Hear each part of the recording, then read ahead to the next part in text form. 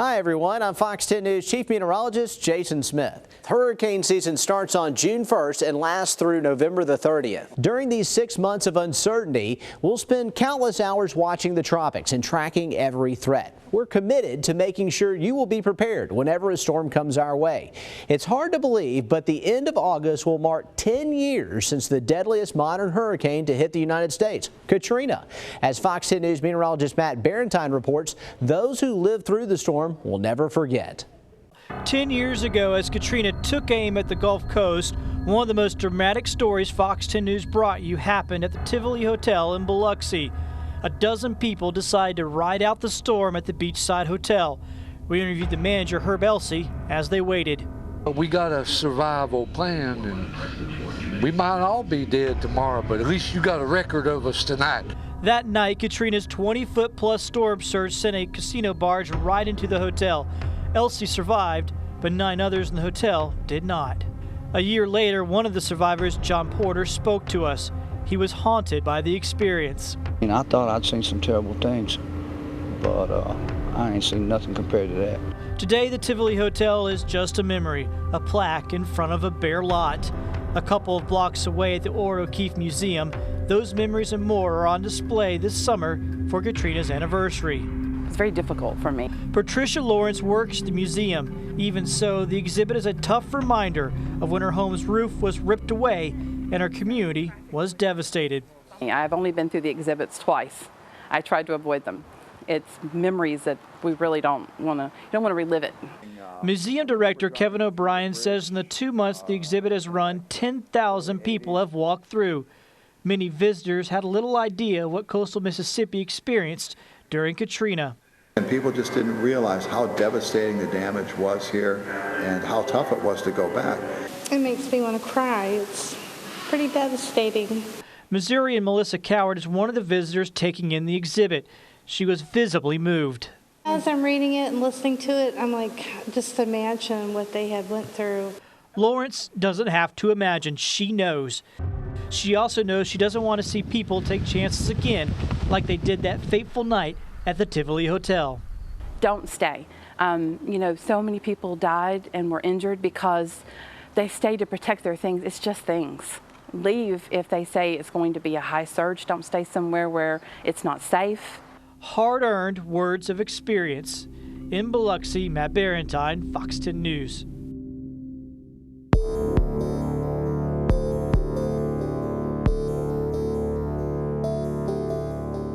Katrina left its biggest mark in New Orleans. There were more than 50 levee breaches. That left 80% of the city underwater. Survivors waited on the rooftops for rescue by the Coast Guard. But many people never made it to higher ground. Katrina killed more than 1,500 people in Louisiana. It was the storm that New Orleans had feared for generations.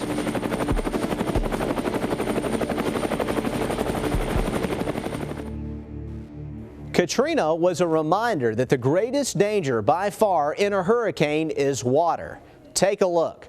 According to the National Hurricane Center, half of all tropical cyclone deaths in the past 50 years were from storm surge. Another 25% of deaths were from flooding caused by heavy rain. Only 5 to 10% of deaths were caused by high winds.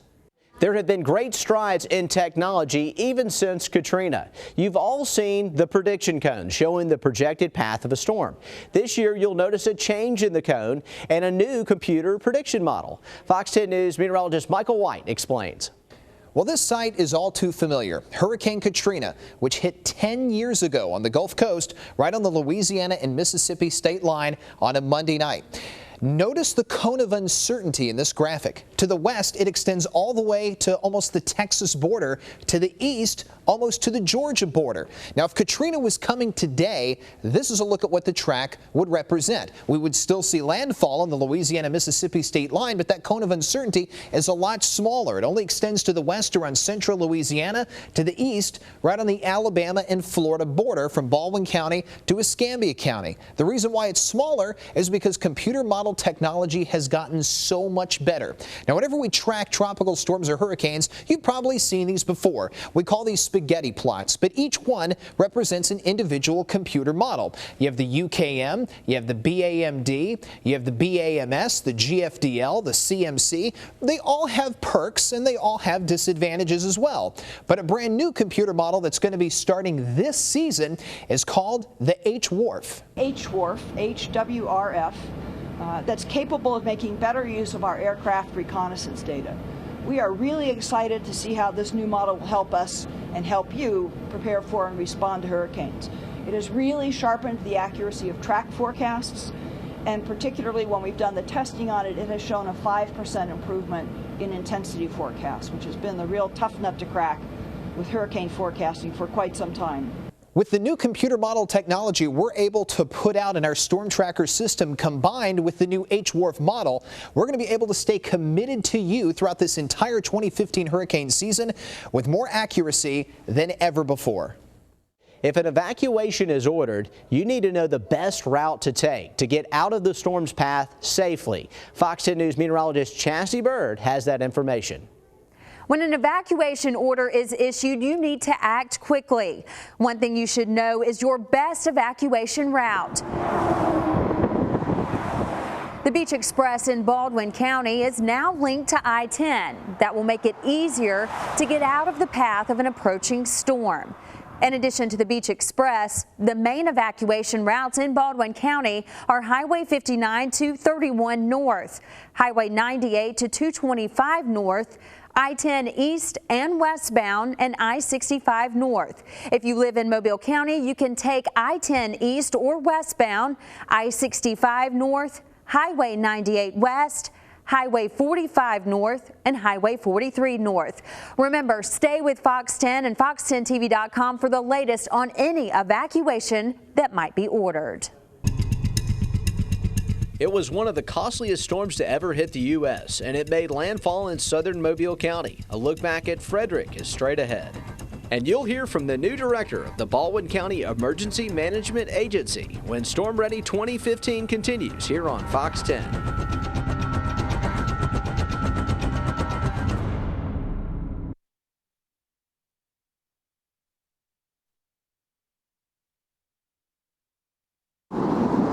A good possibility that this system could hit 50 miles either side of Mobile Bay right now. WALA broadcasts straight through Frederic. The images recorded that night show a storm with awesome power. Sustained winds were 130 miles per hour. The next day, the images are of the terrible damage Frederic did. In Gulf Shores, the storm surge rose to 15 feet, wiping out 80% of all structures. In downtown Mobile, the roof of City Hall was ripped off. The surge also washed away the bridge to Dolphin Island. A wind meter on the bridge recorded the strongest gust of the storm, 145 miles per hour. In all, the storm did $2.3 billion in damage. At the time, it was the costliest natural disaster in American history. An unwelcome title Frederic would wear for 10 years until Hurricane Hugo struck South Carolina. Since 1979, the tourism industry has boomed along the beaches of Baldwin County. It's a multi-billion-dollar attraction that relies on the fastest, most reliable information during hurricane season. And Baldwin County has a new emergency management director this hurricane season. Fox 10 News meteorologist Matt Barentine has that story. Fortunately, it's been 10 years since our coastline was impacted by a major storm. But that also means there are plenty of people in our area who have never experienced a hurricane. This is a particular problem in Baldwin County. With around 5,000 residents moving in every year, it's Alabama's fastest growing county. Baldwin EMA Director Reggie Chitwood says getting the message out to the hurricane season rookies is job one. The situation we have in Baldwin County is we're up to over 200,000 people now. Our population continues to grow. We've got a large population now who've never experienced a hurricane, who've never experienced a tropical storm. And so our role at this time, at the beginning of hurricane season, is to educate those new people into the county and make them well aware of what could be possibly ahead and make sure they're as prepared as possible as well. Chitwood also says it's important for longtime residents to not get complacent and plan for every hurricane season the same. If a hurricane or a tropical storm heads our way, emergency officials will open shelters. Fox 10 News meteorologist Michael White has the information on that. A shelter could be your best option to stay safe in a storm. Many times, schools are used as safe havens during these dangerous times, and certain shelters are designated for those who have special needs. If you have to go to a shelter, make sure you have blankets and other sleeping materials, as well as any medicine you might need. You need to keep it here on Fox 10 or head to our website, fox10tv.com, to get the latest information on which shelters will open in the event of a storm. Even Category 1 storms can cause big problems. This hurricane left its mark with record rainfall. And we'll let you know what supplies you'll need to be storm ready.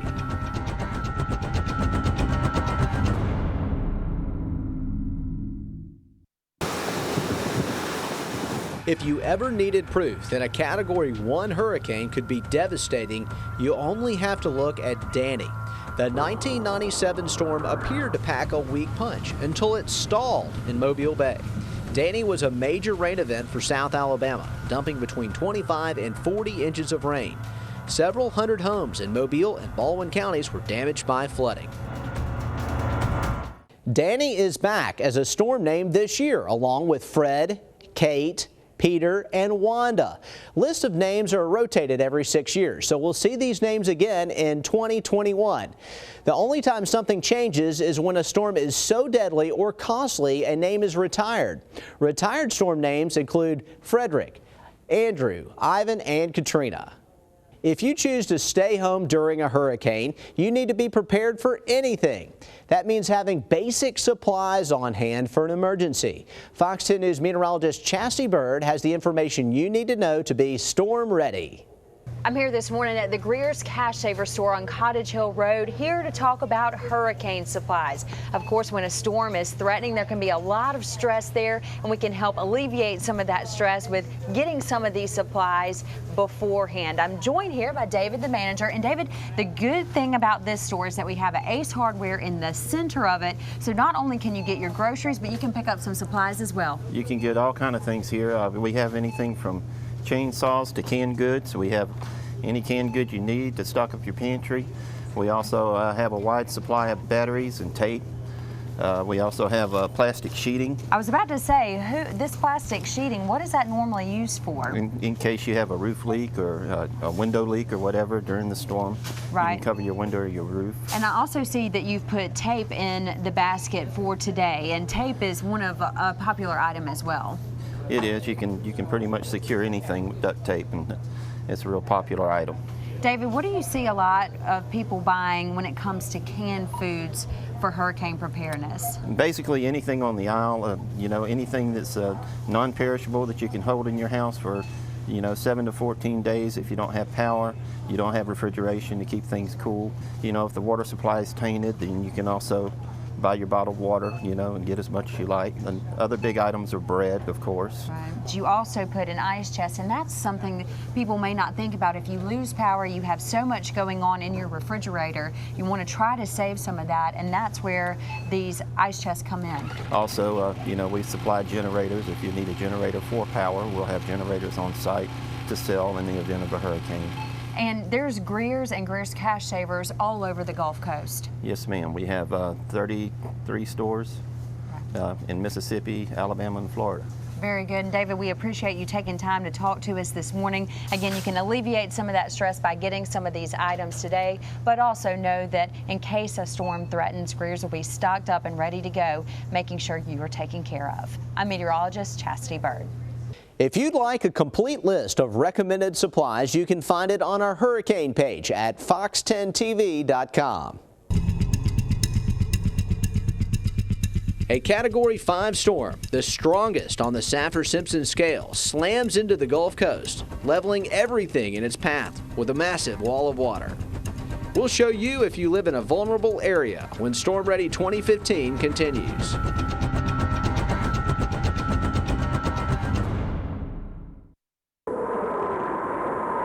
The summer of 1969 brought a once-in-a-generation storm to the Gulf Coast. Hurricane Camille was a Category 5 on the Saffir-Simpson scale, one of only 3 such storms to hit the U.S. in the 20th century. The storm defied forecasters by failing to turn northeast towards the Florida Panhandle. Instead, it followed a track to the north-northwest, eventually making landfall in Waveland, Mississippi. Camille's massive storm surge killed dozens of people. It's important that you know how much of a threat you face from water during a powerful hurricane. That's why the National Hurricane Center created new storm surge maps. Fox 10 News meteorologist Matt Barentine shows you how those maps are used. When it comes to storm surge, a small change in a storm's track can make a big difference in what happens with storm surge, and no storm is a better example of that than Hurricane Ivan. 12 hours before landfall, the official forecast tracks was to go right up through Mobile County. When the slosh or storm surge models were run on that track, it showed that Mobile Bay could get as much as a 10-foot storm surge, while over towards the Panhandle, a much lower storm surge. Of course, it's not what happened. About a 20-mile shift to the east completely changed the forecast here. We only saw about 2 to 4 feet in Mobile Bay, while the Panhandle saw more than 12 feet of storm surge. Now, one of the products National Hurricane Center did point this out. We call this the probability of high storm surge map, and had 60% for Mobile Bay, 40% over here in the Panhandle. So it didn't let the Panhandle off the hook, but this is a complex graphic that is hard to understand. So National Hurricane Center is going to take that information and make a much simpler forecast with a storm surge warning. Essentially, if you're in the red area, that means you need to leave. It's simple, it's clear, and it's what you'll see from now on and into the future. In Mobile, Matt Barentine, Fox 10 News. It's been 11 years since this storm made a direct hit on Baldwin County in northwest Florida. We'll take you back for a look at Ivan. And generators can make a huge difference after a storm, but only if you use them properly. We'll have tips to keep you and your family safe.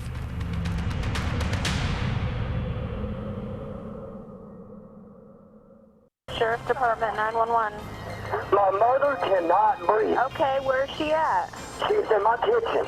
We're trying to get her out here, but this storm is so bad, it's so destructive, but there's nothing I can do. Me and my dad are trying our best. Okay. We're going to lose our mom, man. That was just one of the many desperate 911 calls made during Hurricane Ivan. The Category 3 storm devastated areas of Baldwin County and northwest Florida. 8 people died in the Florida Panhandle, and the damage from Ivan topped out at nearly $14 billion.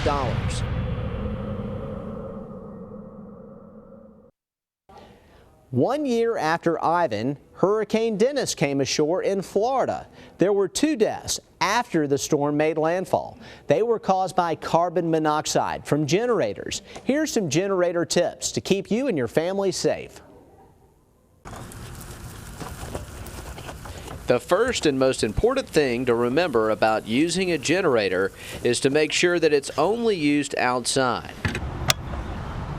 far away from windows. Carbon monoxide is colorless and odorless, so you should have a battery-operated carbon monoxide detector. Use heavy-duty extension cords rated for outdoor use. Plug directly into your generator's outlet. Turn connected appliances on one at a time, making sure not to exceed the generator's rated wattage. Fox 10 News is committed to giving you the most up-to-date information this hurricane season. And that information is always at your fingertips. I'm talking about the Fox 10 News weather app. We have a really easy way for you to download it. All you have to do is text StormTracker to the number 23765. Within seconds, you'll get a message to download the Android or the iPhone version of the app. Message and data rates may apply. And remember that we'll be here for you 24/7 this hurricane season. Our goal is to keep you and your family safe. I'm Fox 10 News Chief Meteorologist Jason Smith. Thanks for joining us.